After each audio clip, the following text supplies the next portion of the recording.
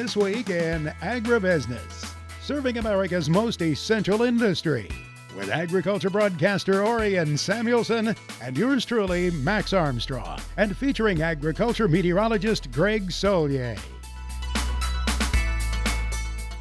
This week in Agribusiness is brought to you by Firestone. You never farm alone. Coming up on this weekend's broadcast, the harvest in the heartland continues. It grinds on. What's left may be tough to bring in. Hello, everyone. We welcome you to our weekend visit here. Alongside me, Mr. Pearson. You've been traveling the roads out across the countryside. What have you seen? Well, you know, Max, I saw harvest kick off with a boom at the end of August. It seemed like ground was dry. People were really running hard to get things in the bin. But over the past several weeks, Max, these rain events have really slowed things down. I've seen a lot of combines waiting in the field. Talked to a lot of friends of mine on social media from South Dakota through Minnesota and Iowa. They're loading semis on the road. It's just too soft, too soggy to get into those fields anymore, and that's created some challenges. Certainly you're interfacing a lot with the public when you're loading on the road, Max. Well, that's true. Now, while we will be replenishing the soil moisture in some spots, this harvest is really wearing on the producers. You mentioned social media. You see a lot of posts of stress and duress, it seems. Yes, you do. That's certainly no stranger this year. I think I'm seeing more than most, it seems, especially here in the last 2 weeks. What have you seen? Well, we were in Minnesota the other day, as a matter of fact, just about an hour and a half southwest of the Twin Cities, visiting with a grower there who said, yeah, this has been somewhat of a difficult harvest, partly because of a windstorm through there. And that's one thing we've seen in many areas during this harvest season. A windstorm, generally speaking, it was around the middle part of September that put that crop, that corn crop, on the ground. Picking it up has been a very slow, painful task. We had some tough winds. We probably had 3 or 4 wind events that have come through, knocked a lot of corn in this area flat. You can tell, you know, we had 2 different directions. We're coming from the southwest and from the southeast. And you can see some of that corn is crisscrossed, but you know when it went down just by the direction it's laying. So typically that's not a problem for us. This year it is. And with the drought, everything got exacerbated. And just the stock quality. Yields are really good this year, but the stock quality just gave up to put everything it had in the crop. Terry Wellman there shared with us that this difficult year began very well. We started out really good. You know, we didn't get a lot of rain coming last summer, last fall is when it started in 2020. We went into September and basically dried up. By the time December came, before things froze up, our tile line stopped running. So our soil profile was at capacity. We started out really well with the spring, but we had some hot, dry, windy days that really sucked a lot of that moisture out. We got a little rain, but we never had that big rain that we typically get. You know, you'll get anywhere from 2 to 4, 6 inches in one shot, which is way too much. You never want that, but we never got that this year. We struggled to get a rainfall over an inch. Up until just recently, now that we're in harvest, we're trying to get the crop out. You know, now is when it's starting to rain, which is good for next year, but we got very minimal rain all through the summer. I think I irrigated more than it actually rained this year, but yields are still good. The deeper soils really speak to that. Terry Wellman there at Hanska, Minnesota. He's about an hour and a half southwest of the Twin Cities, as we pointed out there, visiting with him about the crop this season. We'll have other visits with him on our Plan Smart, Grow Smart series. But you know, one thing that occurs to me, seeing all of those ruts of which you speak, some of those fields will need attention before planting in 2022. I think you're exactly right, Max. We're going to see some tillage moving in a lot of these fields. And I've had several friends on social media posting about challenges with beavers this year. It's more than I've ever seen. Apparently, a lot of beavers taking the opportunity of COVID to get out there and build some dams, and they have flooded several fields. Folks, if you've got some of those more strange harvest delays, let us know. Find me on Twitter at Pearson Cattle or Max at Max Armstrong. This portion of This Week in Agribusiness is brought to you by AgriGold, your seed ally in the field, with unparalleled options that perform on your farm. Learn more at agrigold.com. And we're talking markets with Jim McCormick of agmarket.net. Jim, the news this week, the Federal Reserve has said they are going to scale back asset purchases. Is this going to do anything inflation-wise? And is this going to maybe encourage more money to find its way into the commodity sector? I think right now it's not going to have a big impact one way or another. A lot of that was buying mortgage-backed securities. The fact is the housing market is about as red hot as it can be, so them backing off buying mortgage-backed securities probably is not going to have a big impact on the market. As for the inflationary aspect of it, that still is a legit problem. They say they're going to keep an eye on it. To control that, they got to raise interest rates, but they're very worried about doing that. You raise interest rates, you do cool the economy down, so they're walking a very fine tightrope. But at this point, status quo for the most part.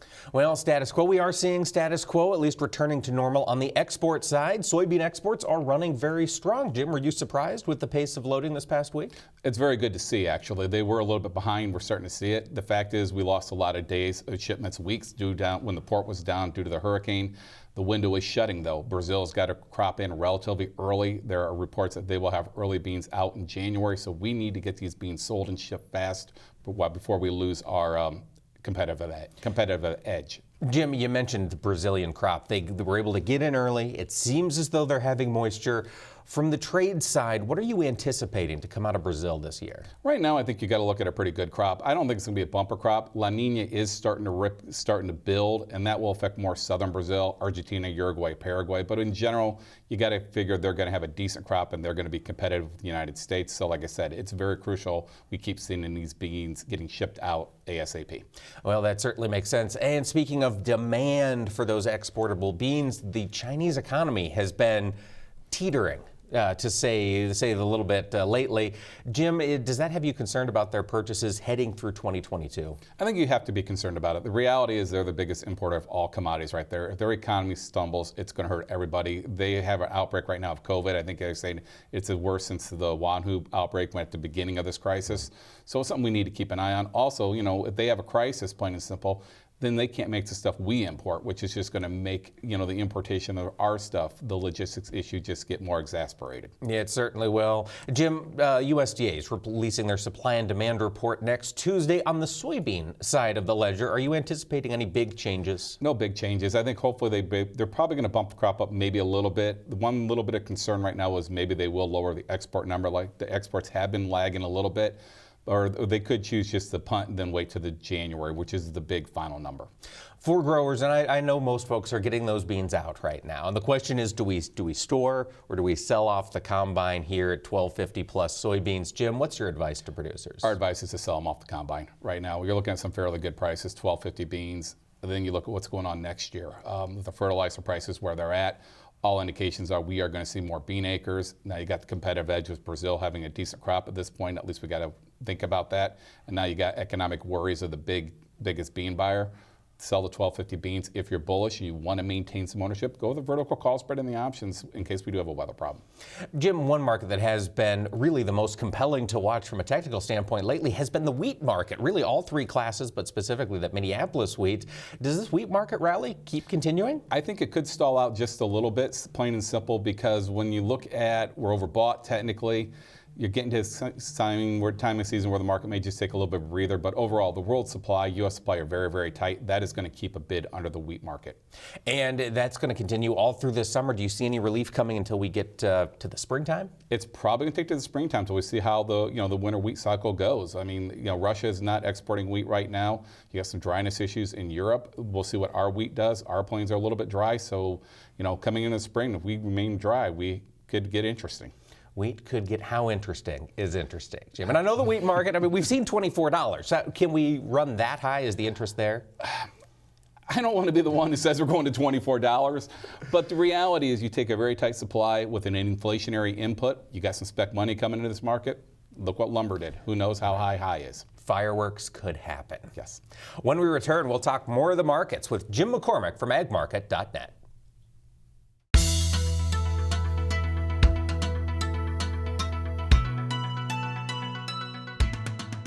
And we're back talking markets with Jim McCormick of agmarket.net. Jim, we've got to talk about this corn crop. You work with producers all across the country. What have you been hearing on yields for the corn coming out of the field this fall? Right now, in general, I got to say the crop is getting a little bit bigger. That is what the trade is anticipating on Tuesday's number. Not dramatically bigger, but it is going to get bigger. I have to say it's very impressive, especially the Western Corn Belt. I mean, they had that really hot, dry summer, and a lot of people were fearful the yields weren't going to be there. They're there. So I guess the genetics did their job. All right, well, let's talk about how this report is going to be for the corn sector. You do anticipate some higher yield. Is that where you figure this larger corn crop is going to come to show itself? Yeah, they're going to probably increase the yield, we believe, a little bit. Now, that'll be a little bit negative. Crop's going to get a little bit bigger, but offsetting that will be the ethanol demand. The ethanol demand has been running fantastic, so we would anticipate the ethanol number to increase on this report and maybe offset the increase in production. The wild card in the long run is going to be demand. Demand hasn't been the best right now, but the reality is our corn loadout program really kicks off in the spring into the summertime. We load beans now to the Chinese while we have that competitive edge in front of Brazil, then the corn program. And I think there's a very good shot the corn market will get very hot. Corn compared to wheat's a little bit cheap. The wheat prices around the world have skyrocketed as people have scrambled to buy that food ingredient. So I think you'll see people come in and buy corn. And I think to China, interesting, the government's got China imports around 20 million metric tons. The private industry is saying it's closer to 25 million metric tons. I lean to go with the private industry, so I think China will be a little bit bigger importer of corn. So I think down the line, not necessarily in next week's report, you'll see that export number increase.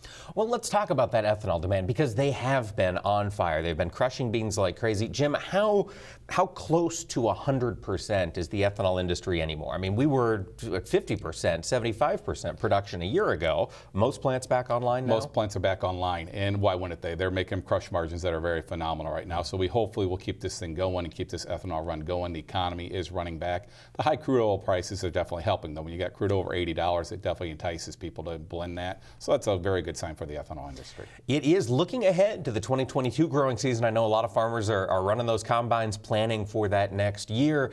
It's a scary situation looking at input costs out there. Jim, you talk to growers. Are you hearing folks planning to scale back corn acres next year? Yes, definitely are. Especially in the Eastern Corn Belt here in Northern Illinois, where I live, it's a real problem. I mean, this year you had disease pressure, you had insect pressure. Now you have the financial burden of this incredibly expensive nitrogen. So the reality is they're saying, you know what, I'm going to plant to 1250 beans and be done with it.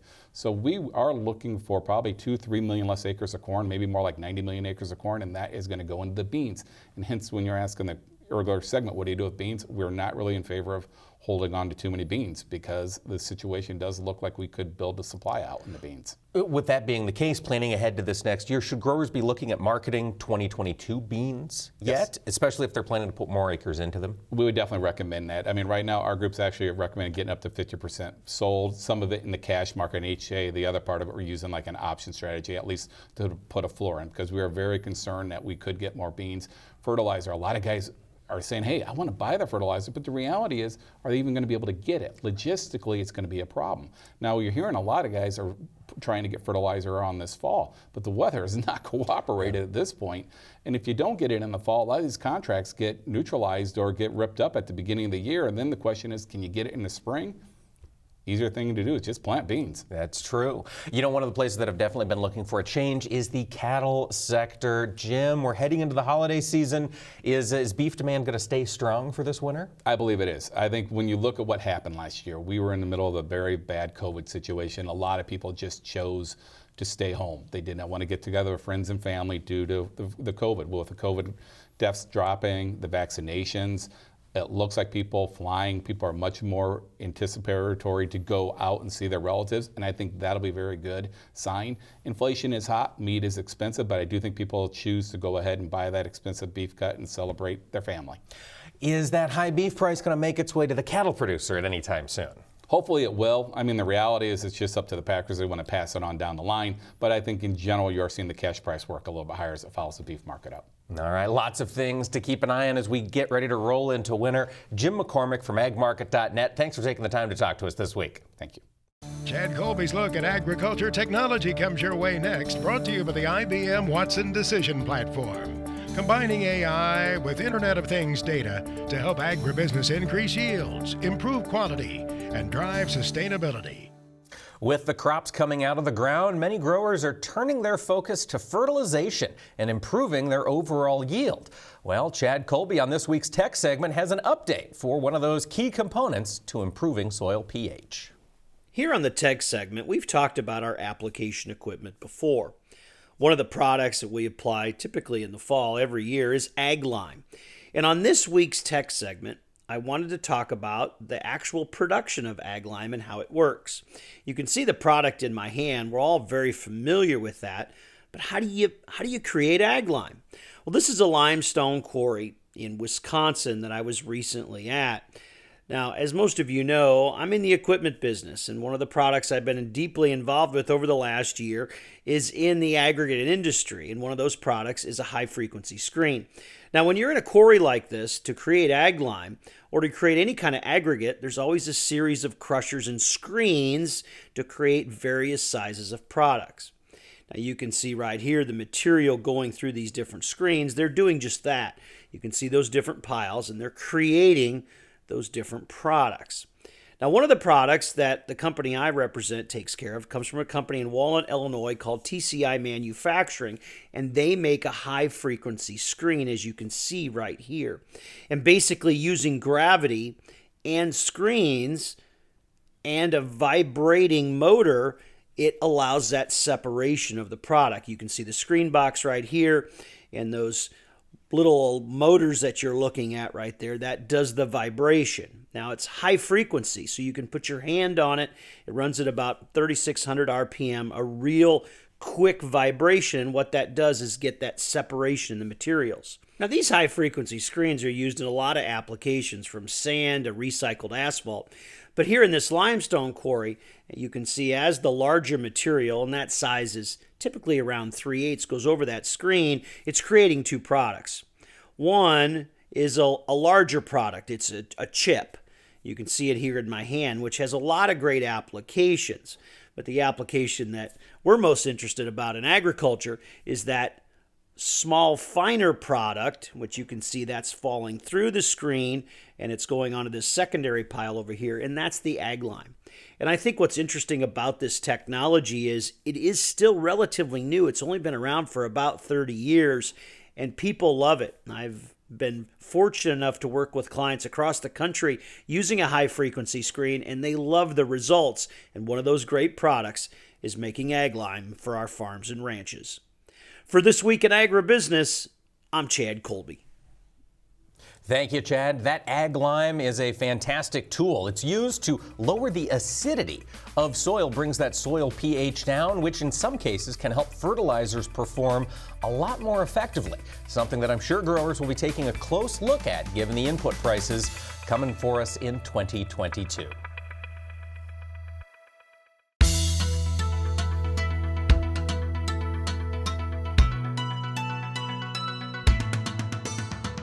Welcome back to this weekend's edition of This Week in Agribusiness. We want to talk with a farm broadcaster colleague, or two as a matter of fact, here in the next few minutes, including Russell Nemitz, who's on the radio and television from Montana. How's everything in Big Sky country here at this stage of the autumn? Russell?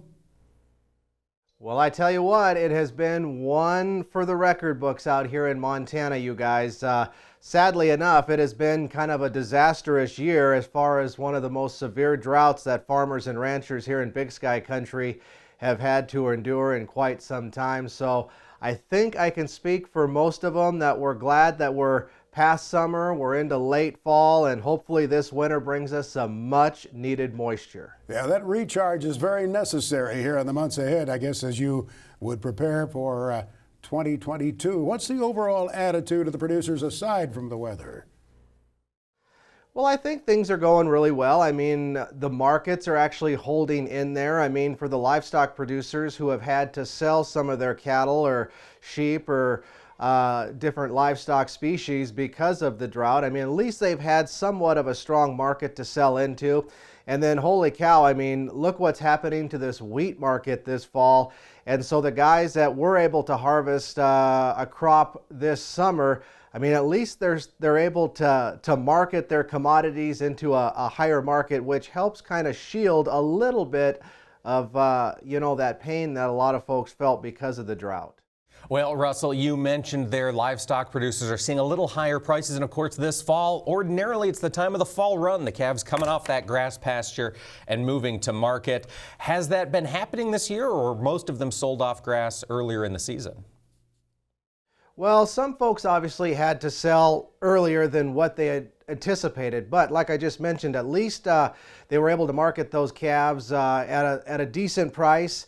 I tell you what we're seeing right now, though, is a lot of folks that are just out of fall pasture or can't get their hands on any hay or want to spend the type of money that hay is being offered delivered into Montana. We're seeing a lot of those way up cows and bulls being shipped into the local auction markets. And so, you know, it'll be interesting to see what happens. I mean, these guys are trying their best to keep on to some of their cattle herds as best as they can. But, you know, truthfully, I mean, we truly need like one heck of a winter that brings us lots of snow to do that recharge that Max talked about just a little bit ago and get us into 2022 in better shape than where we're at right now.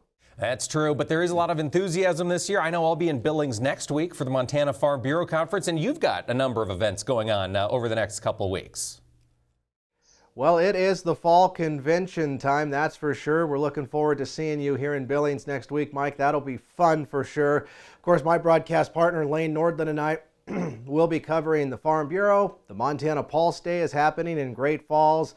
Of course, we'll all be in Kansas City the week after for the NAFB convention, and then towards the end of the month, we have the Montana Stock Growers Convention here in Billings, and then the Montana Grain Growers annual convention happening up in Great Falls. So it's going to be a lot of fun to get together with these farmers and ranchers. We're all a little stir crazy. We've been locked up in our basements, and we're ready to get back out and about and talk agriculture, talk farming, and talk cattle. That's the truth. Russell Nemitz from the Western Ag Network, thanks for taking the time to talk to us this week. Now we switch gears and we head to the state of Minnesota, where Joe Gill is on the radio. KASM at Albany, Minnesota. Chasm, they call it there. Drop into the chasm with Joe Gill. Hey, how are you doing, sir? Hey, we're doing well. And Max, we're also known as the polka station of the nation, so that might really get you going as well. So the nation's polka station. Well, I know you can find that across the dial sometimes when you get into the Wisconsin, Minnesota area, parts of the Dakotas even, I guess. What are your growers saying right now as you visit with them at this stage of the fall? You know, it's an interesting time. There's still a lot of corn. There's still a lot of beans out there. As of November 1st, I saw somebody cutting hay. And I'm not sure, I think it was their fourth or fifth cutting, but I can't remember the last time I've seen hay cut in November. It was pretty odd. And everybody's referring back to the summer as well, how dry it was and the effect it's having on the crop. Joe, let's talk a little bit about labor. Of course, there's a lot of manufacturing there in your part of Minnesota. I know it's been tough to find help around the country. Have you been hearing that from folks in your part of the world? Yes, that story, I think every single day could make the headlines. There's a lack of good people to take that job right now. We're willing to take those jobs, and it's a concern for a lot of folks on what is the next step. I think a lot of them thought it's going to be temporary, but it's still here, and it seems only to be getting a little worse, Mike. Yeah, I think that's the case. And Joe, I know you talk to growers. They're thinking ahead to this next year, looking at higher input costs. Are you hearing folks ready to make some changes to their operation next year, or most folks just sitting still and waiting to see what happens?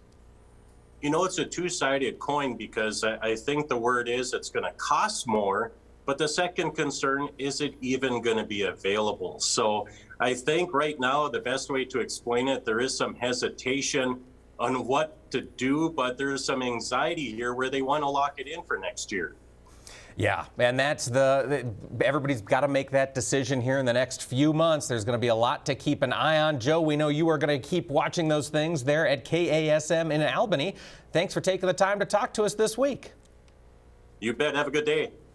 And folks, stick with us. When we return, we'll get a look at the weather from our very own Greg Solier on This Week in Agribusiness. This Week in Agribusiness, serving America's most essential industry, is brought to you by Firestone. You never farm alone.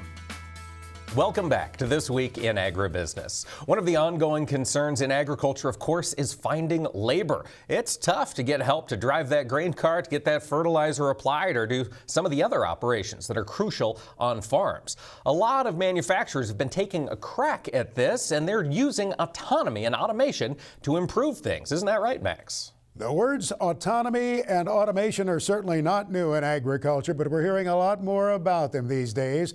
Quite often you hear the name Raven attached to any discussion too. Sarah Waltner, who is the Senior Director of Global Sales for Raven, joins us right here this weekend on our broadcast. How has Raven arrived at the point where it is today? Yeah, absolutely. So, we really talk about it in two words, automation and autonomy.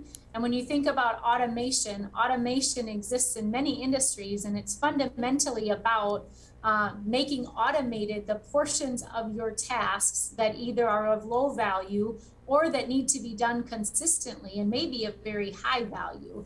Our last large investment has been in autonomy, and that's when you start thinking about, at the very end of the day, no driver in the cab, but even before then, maybe one driver to every two pieces of equipment, or maybe a driver in there, but almost all tasks done autonomously.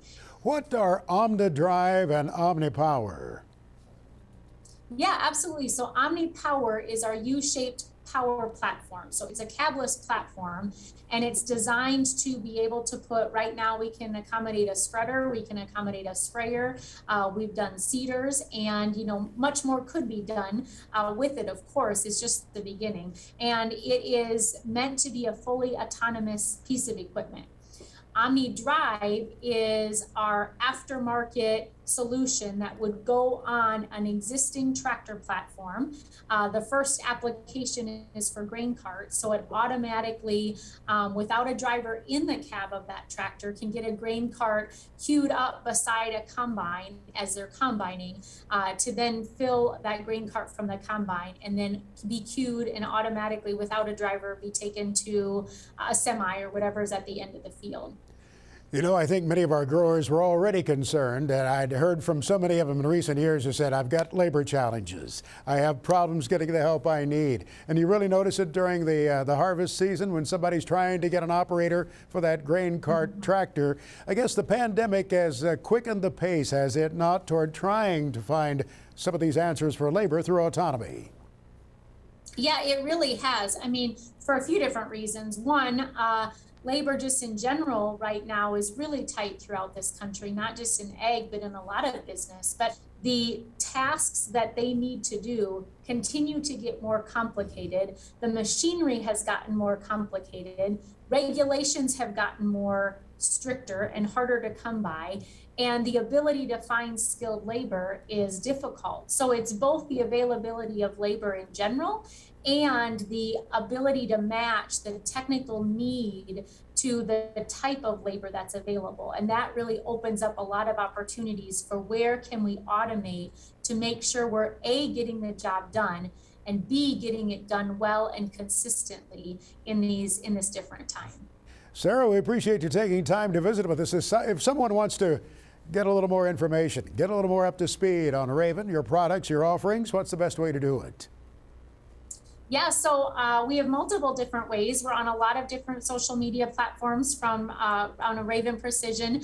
Obviously, welcome to reach out to one of our sales team directly. We've got a wide distribution network that we work through that is available on our website. And so any of those are ways that someone can reach us, and we'd be happy to talk about it. Nice to visit with you, Sarah. Thanks for taking the time with us. Absolutely. Thank you. Sarah Waltner, Senior Director of Global Sales with Raven. Greg Solier now brings us his farm weather forecast for the week ahead, presented by Pivot BioProven 40. Predictable, productive, weatherproof. Turn to a better nitrogen. Turn to Pivot BioProven 40. Learn more at pivotbio.com. He shares with us his view of the next few days when he joins us every week here. Mr. Solier, I noticed the drought monitor map that came out this past Thursday showed some modest improvement. Yes, sections of the western Corn Belt, parts of the Great Plains, small areas of southern Wisconsin, northern Illinois, and from the Cascades on westward into western Washington state. That is it. Favored upslope or graphic flow, if you will. With time, we should see further improvement into the northwestern part of the country, maybe northern California, but most likely not. La Nina setups are typically, absent in the way of southwestern sections of the country. Central and southern plains recharge. Maybe with time, some additional moisture here across parts of the Dakotas and Big Sky country. There is a system offshore. The Gulf of Alaska is spinning these weather systems on in. As the week wears on, middle to late portions of the week, some pretty good coverage. Rain, higher elevation snow, no super cold in sight. So it's a start here back into high pressure and opportunities to inspect some of those newly sown winter wheat fields into the Pacific Northwest. The ridge is here over this part of the country. Dry time and a lot of variance to emerging winter wheat across the central and southern plains. Some semblance of front offshore of Napa early in the week. By the middle late parts of the week, one frontal boundary on by. A little stronger kick of energy may generate probably more or less just gusty winds, desert southwest, a little rain or snow, higher peaks of the central Rockies, and a pretty good area of showers, even a couple of thunderstorms, central and southern plains. The bulk of that moisture max farther to the north. What about the central part of the country? Now, we were in Minnesota the other day. It was a very frosty, cold morning. I think they said it was the coldest of the autumn thus far. That's right. More typical of late November, maybe Thanksgiving, but this too shall pass along with the October rains and warmth. They're certainly out. And what's in? High pressure, nice recovery on temperature, better moisture reduction, dry down, evaporative losses still about 25 to 50% in some areas of the beans to go, especially southern and eastern sections of the Corn Belt. So there is your window of opportunity. It shuts down over the late portion of the week. Windy, colder weather. A few flakes will fly across the Dakotas.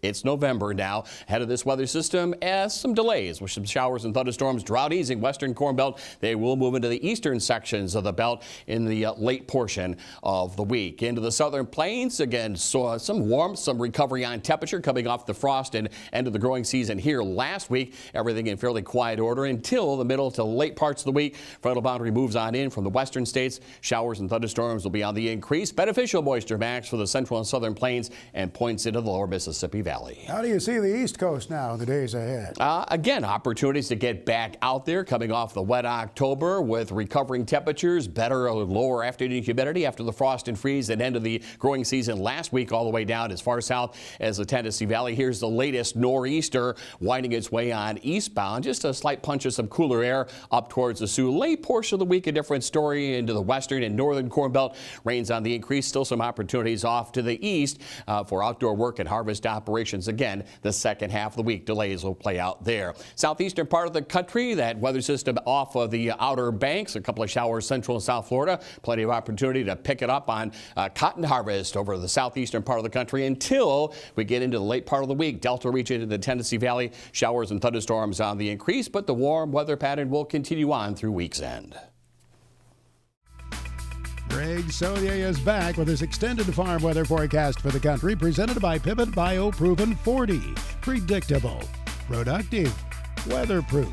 Turn to a better nitrogen. Turn to Pivot BioProven 40. Learn more at pivotbio.com. It seems to me with the time change, even if it isn't all that cold out, it sometimes seems like it's colder. It adds to the seasonal feel, I think, Greg. Yes, but for you and I who get up early to do radio in the morning, like to see a little bit of early sunshine. Later in the day, though, it's a different story here. I think sundown, 1, 2 o'clock in the afternoon. We're being a little fictional here. But in any event, it's a time change. Adjust accordingly. Mother Nature's on time. I suspect here in some areas of the heartland, the Midwest, we get a little drought relief here. Delays later in the week. This does look busy, but again, into the early to middle parts of the week here, late in the week in the eastern Corn Belt, and later in the week as well. Further delays to outdoor work and harvest over the southeastern part of the country. Remember, some dry areas here, the drought through the upper Midwest, Plain States areas, and there may be some moisture for the Pacific Northwest, Cascades on westward. This part of the country is dry. Typically stays that way in La Nina as we get deeper on into the winter season. Well, it doesn't look like there too heavy amounts in the western Corn Belt area, where we know some growers in parts of the Corn Belt are still trying to get the crop in. Yeah. What do you see for the week of the 15th? Yeah, especially beans and then that eastern Corn Belt, lower Midwest section of the country. Still some slightly cooler than average weather here, some slightly warmer than average weather back west of the Missouri, but that west to east jet stream flow, zonal flow, keeps moisture at bay. Maybe some semblance of a little weak tropical system here, so we'll pick up the moisture in the Rio Grande up near the Canadian border. That's not bad news here in the northeast of New England, the heart of the heartland here, in good order for outdoor work in the last of harvest. Thanksgiving week, what will the temperatures be like? I think pretty appetizing, we'll put it that way. Look at some sense of the warmth here, above average, downslope in some areas of the Central Plains. Thanksgiving Day on the 25th, a little lobe of cool air here and across parts of the Pacific states as well. Jet stream pattern is favorable for any outdoor work, harvest, or travel across many areas of the plains. Corn Belt locales a little busy into the northeast of New England, Texas ways, and good news in Northern California and the Pacific Northwest. Well, as we transition from November into December already, what's your forecast there? In pretty good order, but I think with time, if we were to take this into a 5-week time frame, things will change. But until then, for early December, start of meteorological wintertime on the 1st, not bad, pretty comfortable. Plain states, upper Midwest to the northeast to New England, no Arctic air in sight with this particular setup, generally west to east across the country, a little sliver of cool air into California, the Pacific Northwest, over the southeastern part of the country. Again, this is probably going to do it for anything comfortable in temperatures. The moisture pattern picks on up, short-lived for central and southern California, ongoing as the winter season progresses into the Pacific Northwest. Much of the country here, if you don't get it done here by early December, all bets are off. Wet weather will continue on across the Gulf Coast states, normal precip in the rest of the east. Next on This Week in Agribusiness, it's Max's Tractor Shed, spotlighting another great American tractor. I put out the call in the social media the other day, show me your auger tractor. There are still many out there performing the task. Many tractors made quite a few years ago. Max's Tractor Shed brought to you by Store Lock Tool Cabinets. Coming up at that Meekum Gone Farm and Auction at East Moline, Store Lock will be there. Have Jeff demonstrate, if you're there, how those drawers work, how those doors open, all of the durability of the Store Lock cabinet, storelock.com. Well, those tractors may have been made 40 or 50 years ago, but they're finding great utility this season of the year out there hooked up to an auger, putting the crop away in the bin. In this case, it was a tractor made 55 years ago, a Farmall 1206 diesel. Don Sanson, in those tumultuous days of the 60s, bought this 1206 diesel new, but then there was a little detour in Don's life. He served our nation during the Vietnam War, but his grandson Dalton says all the time his grandfather was stationed in Southeast Asia, he was sending back payments on his new Farmall 1206. Well, the tractor has been used now by 3 generations. Don, his son Dave, grandson Dalton. Oh, maybe there's another one coming along too that'll use it. A fine auger tractor, 1206 diesel at Carlinville, Illinois. There's some construction equipment that'll be crossing the block of the week ahead, and we get the rundown now from Mark Stock at Big Iron. Well, Max, we have got an outstanding lineup of equipment selling on BigIron.com. Dull Knife Ag and Equipment LLC out of Buffalo, Wyoming. They'll be selling 38 items. A John Deere 872D motor grader. They've got a John Deere 200D LC excavator with a hydraulic thumb. They've also got a Caterpillar D5G XL crawler dozer with a ripper. They've got a 2014 Peterbilt 388 semi-truck tractor. They've also got a 2008 Side Dump Industries tri-axle side dump trailer. Also, Alan Hardgraves is retiring from West Helena, Arkansas. They've got a Case IH 8230 four-wheel drive combine.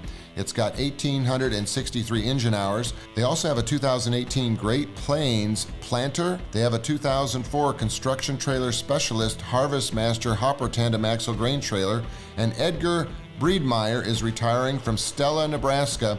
They've got a 2013 Landau 7431 26-foot vertical tillage tool, and they've got a 2012 Crustbuster Speed King 160 seed tender. They've got a 2010 Kinsey 3600 Series 1631 row planter that has got low acres. Check all of this equipment out, selling to the highest bidder on BigIron.com.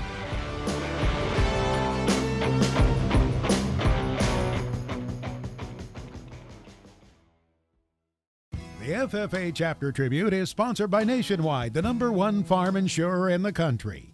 To register your FFA chapter, go to nationwidesupportsffa.com. That's nationwidesupportsffa.com. Nationwide, we stand for you. This Week in Agribusiness is proud to continue our salute to FFA, and this week we're meeting Rachel Grimes. She's a Missouri State FFA Vice President. Rachel, what was it that got you involved with FFA in the first place? Thank you for having me today. Agriculture has always been something that's been very important to my family. I'm a fifth-generation farmer. I've grown up on a production beef operation, but we also raise show pigs as well. Just seeing how passionate that my father, grandpa, and great-grandpa were about agriculture really motivated me to take on those same traditions. But then going into FFA, my dad always talked about how cool it was and all these different opportunities that he was given, and I wanted nothing more than to carry out this tradition for my family. So you've been active in FFA for 4 years. You've worked your way into the leadership role. Rachel, looking at the year ahead, what are you most excited about being a vice president in the Missouri FFA? I've looked forward to to run for a state office for the 4 years that I've been in FFA, and something that I've always looked forward to doing if I was given this opportunity, and now that I am, is just to connect with those members that I'm going to be able to meet. For myself, I met a state officer when I was a sophomore in high school, and she changed the direction of my FFA career, and I want to do the same for those students. I want to make sure that they know that there's different opportunities regardless of whether they're on a farm or if they're not, and I wanted to give them the sense of confidence to be able to go out and give a speech contest or run for a state office or whatever they wanted to do in their careers. Now, you are currently at Missouri State University. What does the future hold for you, Rachel? Right now, I'm studying agricultural education with a minor in agricultural communications. Just being a state officer has really changed my mindset in terms of what I wanted to do in the future. But especially being able to give those students more opportunities after I'm done with this office has really pushed me to go into the direction of agricultural education. Lots to watch for. Rachel Grimes, Missouri FFA State Vice President, thanks for joining us this week. Thank you. Now, Samuelson Says. Insight and commentary from Orion Samuelson. The subject of this week's Samuelson Says is something that few of us want to talk about. But recently I've received several publications talking about stress. Let me quote this one from Southern Illinois University. We all need someone we can talk to. The number to call, 1-833-FARM-SOS, free, confidential, 24/7. Someone is always there to listen anytime, anywhere. We know the struggles of farming and are here to help. If you are a farm owner or farm family, we know more about how stress can impact your health and safety. And here are 3 things to know. Number 1, chronic stress is hazardous to your health. Number 2, chronic stress is a growing problem. Number 3, reach out for help if you are feeling overwhelmed. Farmers and their loved ones are as diverse and unique as individuals as any other demographic in this country. And yet many farmers live up to their stereotypes of being self-sufficient, stoic, and salt-of-the-earth type of folks. These are wonderful traits, but they can also make it hard for some farmers to reach out for help, express their needs, or talk about their mental or physical health concerns. If you, your colleagues, or your loved ones are struggling with physical and or mental health stress, please know you are not alone. Pay attention to those words. My thoughts on Samuelson Says.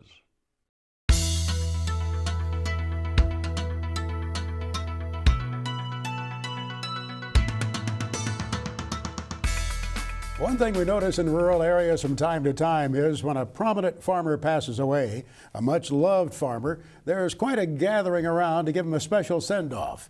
And that was the case this week in Indiana. But you've probably seen this before. Sometimes caskets will be painted special colors. Yes. You see that all the time, it seems, where you've got a farmer with a deep interest in perhaps one paint color over another. And yeah, they choose a way to honor that at their final send-off. I've known some sons to paint up the casket, and then they put decals on it. I believe there's a casket company that even sells a special interior, depending on what your favorite type of tractor is. Interesting. I was fortunate enough to be able to drive my father to the cemetery the day of his funeral. The funeral director called out and said, "Hey, I need a little help, Max. Are you available?" And it was a wonderful, wonderful honor to be able to give the last ride to this guy who had taught me how to drive all those years before. And my brother rode shotgun. Well, this week in Indiana, a prominent farmer was buried near the town of Trafalgar. That's south of Indianapolis. And Jim Bradley passed away at the age of 75. The other day, I had been able to meet Jim and have gotten to know his family during the years. They gave him a special ride to the cemetery in his combine, on the front end of his combine. Jim had just bought a new combine not too many weeks ago, and he was able to actually operate that combine prior to his passing to harvest a little bit of this last crop of his. But grandsons Kyle and Caleb Bradley drove that combine to the cemetery, and the casket was there on the front end, wrapped in a John Deere blanket, and they went past a line of tractors, Jim's tractors there as they headed to the cemetery. Very nice send-off for a very nice man. It is, and it certainly helps, I think, in the grief process to have something to do in the immediate aftermath of such a tragedy. Somebody asked me what's going to happen to your tractors, Max, when you pass away. I think my wife will probably bury them with me, as a matter of fact. All right. There's not quite that same love for them there. We'll see you next week, sir. Thanks for being here. Thank you, Max. We thank you, folks, for joining us. We hope you have a great week. So long, everyone. Closed captioning for This Week in Agribusiness is brought to you by Kubota. Shape your world. This Week in Agribusiness is brought to you by Firestone. You never farm alone.